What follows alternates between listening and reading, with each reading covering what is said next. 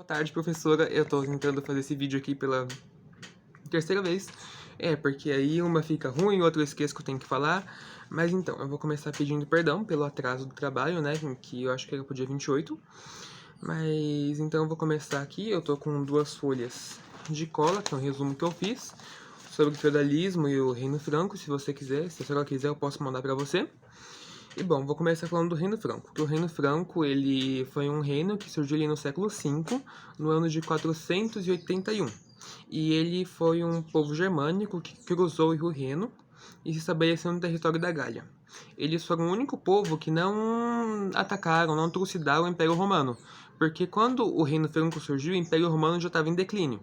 Então, eles fizeram uma espécie de contrato com o Império Romano, chamado de Comitato, onde o Império Romano cedia terras ao povo galho, ao povo franco, ao reino franco, em troca dessas terras que o Império Romano cedia para eles, eles davam proteção militar ao Império Romano, porque o Império Romano estava sofrendo muitos ataques bárbaros, né? Então eles se estabeleceram ali na região da Gália, onde hoje é a França. E bom, quando Clovis quando ele foi subir ao trono, ele se converteu ao catolicismo e pediu juntamente para, quando ele fosse ser coroado, ele pediu também para poder ser batizado. Que isso significaria que o reino franco estava ali recebendo, o reinado dele estava ali recebendo a bênção do padre, né? A bênção do padre para ele poder subir ao trono.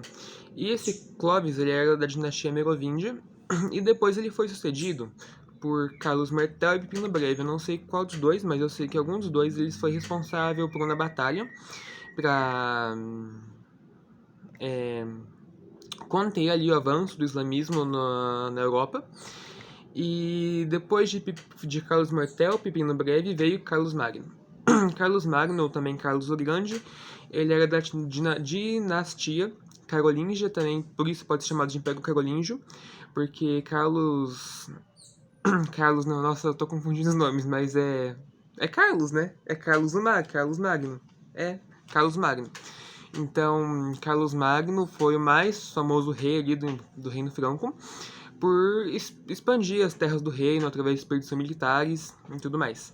E Carlos Magno, ou Carlos o Grande, morreu ali aos seus 45 anos e quem assumiu foi Luís o Piedoso. E depois de Luís o Piedoso, ele deixou o reino para seus 3 filhos, que foi...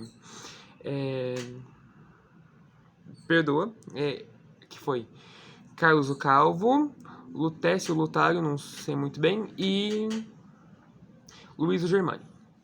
Então esses 3 eles estavam ali brigando pelo reino, que foi brigas que teve até a intervenção da igreja e da igreja católica. Então eles fizeram um tratado de Verdun, que foi ali nesse tratado que acabou o Reino Franco, onde eles dividiram as terras do Reino Franco entre os 3. E aí acaba o Reino Franco no século XV, porque o Império Franco ele durou ali uns 10 séculos.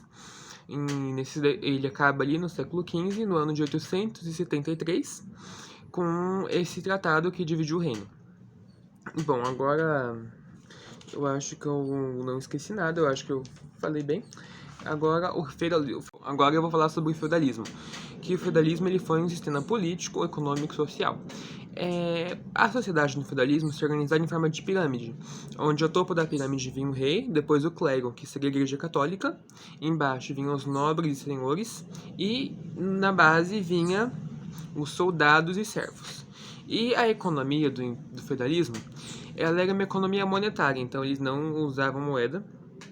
Eles faziam o escambo, que, por exemplo, eu planto tomate, meu vizinho planta arroz, e aí a gente trocava. Então eles não tinham uma moeda, era de forma de escambo. E o rei ele era mais uma figura, ele era mais simbólico, porque quem tinha realmente mais influência era o clero, que no caso era a igreja católica. E bom, o feudalismo chama feudalismo porque quando o Império Romano caiu, o povo romano migrou e se estabeleceram em terras ali cedidas a eles. E essas terras se chamam feudos, e por daí que vem o feudalismo. E bom, a relação social, duas das relações sociais que existiam, duas não, uma das relações sociais que existiam, era uma relação ali entre servo e senhor. Que o senhor feudal ele era um dono de terra e o servo ele se estabelecia nessa terra e esse servo ele tinha certas obrigações com o senhor feudal. Ele tinha que trabalhar metade da semana na terra do senhor e a outra ele poderia trabalhar na parte de terra dele. Tinha que pagar imposto, dar metade da produção para ele, da outra parte para a igreja, que era o dízimo. Então ele pagava taxa para tudo. Para usar o moinho, ferramenta, para tudo, ele pagava uma taxa. E a do senhor feudal com o servo era o quê? Quando tinha invasão bárbara, quando era atacado, o senhor feudal ele protegia o servo nas dependências da casa dele, que a casa dele tinha ali muros em volta, então ele protegia o seu servo ali nas dependências da casa dele, certo? E a segunda relação social que existia é de suzerania e vassalagem, que suzerania e vassalagem é muito parecida com a do senhor feudal e do servo, mas é uma relação que acontece entre nobres. Então, eu sou muito rico, aqui na minha casa, por exemplo, é um vasto lugar, como exemplo, né? E aí, eu não consigo, não dou conta de poder cuidar de toda essa dependência. Então, eu vou pegar um nobre para trabalhar ali, eu vou colocar um no quarto, outro na cozinha, e assim vai. Então,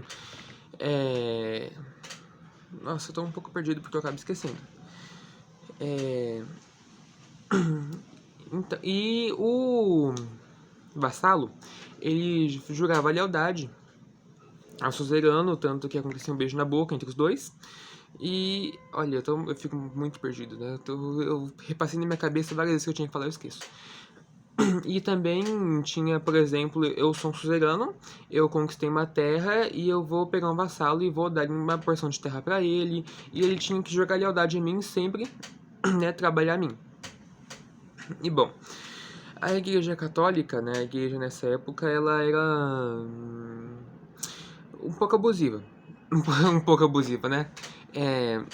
Tinha ali os que eram responsáveis para orar pela salvação, rezar pela salvação do povo. Tinha os da igreja católica que interagiam com o povo e tinha o povo. E, bom, você só podia subir na vida no feudalismo se você comprasse um título, que era um negócio muito caro.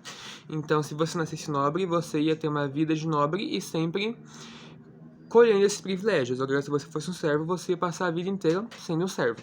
Tanto que a igreja criou o pecado da inovação, que dizia que se eu sou um servo e eu não quero ser um servo, eu quero trabalhar, eu quero fazer outra coisa na minha vida, é um pecado da inovação. Porque Deus criou a sociedade feudal e criou os servos como eles são, então eles não podiam subir de vida. Então era muito abusivo. Sem contar que para tudo você tinha que pagar uma taxa para a igreja católica. Né? E bom, o feudalismo ali, ele durou entre o século V e o século XV. O ápice dele, né, foi ali na Alta Idade Média, que foi do século V ao IX, e do século IX ao XV foi a Baixa Idade Média, que foi quando o feudalismo começou a cair. Que uma das principais coisas decisivas para ele começar a cair foi as cruzadas, que a Igreja Católica promovia as cruzadas para eles irem a Jerusalém reconquistarem a terra, que nessa época estava na posse dos árabes. E aí muitos servos iam estar nessas batalhas com a promessa de que quando voltassem eles iriam ter uma porção de terra, o que muitas vezes não acontecia. E com isso foi uma parte decisiva também para a queda do feudalismo, foi um tiro no pé da Igreja Católica. Outra também foi que quando os servos foram para essa cruzada, eles viram que o mundo era muito maior, então eles tiveram conhecimento.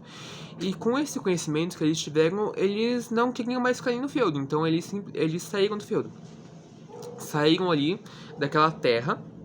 E uma coisa que eu não falei é que a terra não é dele, que o senhor feudal cede, mas não é dele, mas ele pode usar aquela terra, ele tem o direito de usufruto. Mas então, quando ele teve esse conhecimento, ele não queria ficar no feudo, porque não fazia sentido. Se o mundo é muito maior, eu vou ter que ficar indo dependência do senhor feudal. Então, muitos saíram e começaram a fazer casas aí fora ali do feudo, e foi aí que surgiu os burgos, que eram as cidades medievais. Que os burgos eles eram cercados por muros para ter a proteção, e ali dentro do burgo eles moravam, que aí acontece o surgimento de uma nova classe social, que é a burguesia. Então eles moravam ali naqueles burgos. Naqueles burgos eles já tinham uma moeda. Eles já começaram usando a moeda, já tinham ali um comércio. E então, tanto que na porta do feudo ficava ali o banqueiro, que se chamava assim porque ele ficava o dia inteiro sentado no banco, trocando a moeda do feudo. Tipo, eu sou de um feudo, eu vou em outro feudo, então a moeda é diferente. Então ele trocava ali a moeda do feudo para a pessoa que chegava. Então já começou ali a ter um comércio, começou a ter uma moeda. E... deixa eu lembrar. Um minuto. Então já tinha ali essa nova classe social da burguesia e já tinha uma moeda. E acontecia o quê? Que a Igreja Católica também, com essas cruzadas e com a expansão do comércio, como eles foram para o Oriente, para a China, para a Índia, atrás de novas especiarias, novas coisas do comércio, eles acabaram trazendo o quê? A peste negra, ou peste bubônica, que é uma doença que vem da pulga do rato, que eles trouxeram ali da China, que veio para a Europa e matou 1/3 da população da Europa ali, e isso também foi decisivo para a queda do feudalismo e também a fome, porque começou a ter muita fome, ainda mais quando veio a pandemia da peste negra, ali não sei muito bem a data, mas para cair o feudalismo foi que ajudou foi as cruzadas, a pandemia e a fome. Foram os pontos principais para a queda do feudalismo.